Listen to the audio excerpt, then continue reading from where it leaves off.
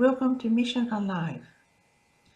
I'm happy to be back with you. I did share some stories with you before about Milne Bay and about Woodlark Island. Today I'm going to tell you another story about Woodlark.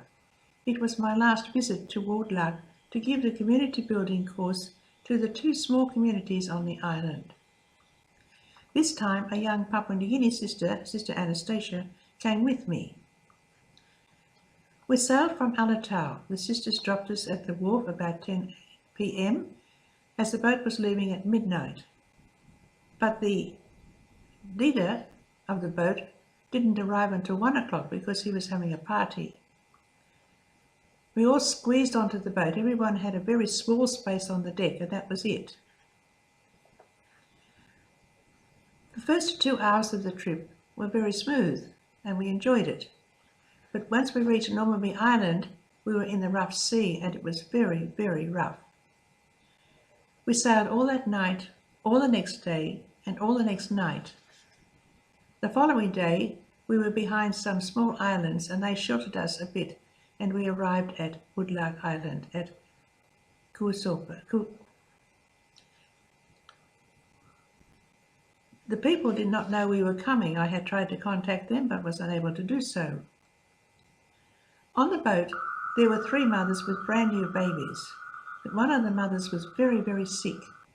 Fortunately, Sister Anastasia took the baby and gave her water to drink, otherwise we might have lost the baby.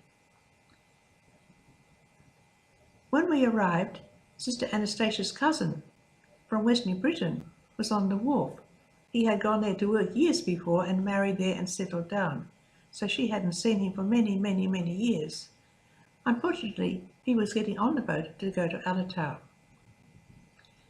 The church leader and his wife made us very welcome.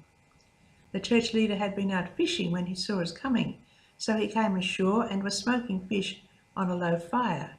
So we had some coffee and some fish, the first meal that I'd had for over 3 days. Sister Anastasia was all right, she was able to eat on the boat.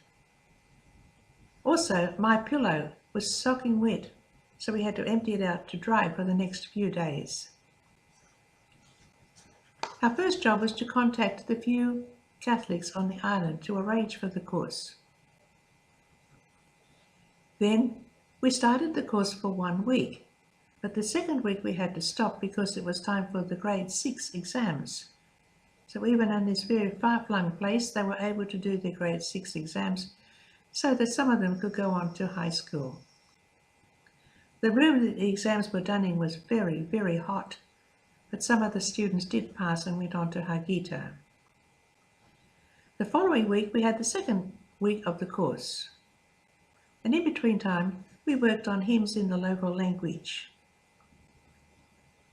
Then we had to wait until another boat happened along to go to Kuasopa and Kuntuyel, it was the village.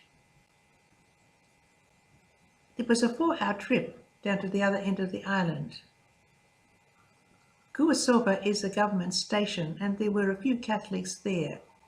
Kuntuyel was the only Catholic family belonging to the island.